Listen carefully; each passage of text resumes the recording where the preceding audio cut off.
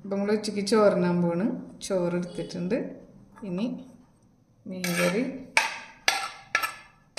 കൊഴുവ,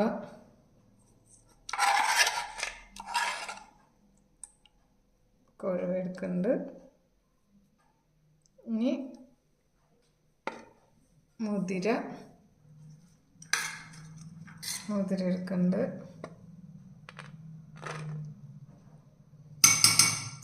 ഇനി വാഴക്കൊടപ്പൻ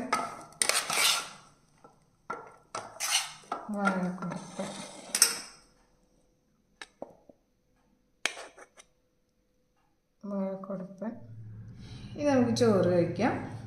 അപ്പോൾ ചോറെടുത്ത് വാഴക്കൊടപ്പൻ, മുതിര, പിന്നെ നമ്മുടെ നത്തോലി ഇതെല്ലാം കൂട്ടി കുഴച്ച് നമുക്ക് ചോറുണ്ട്.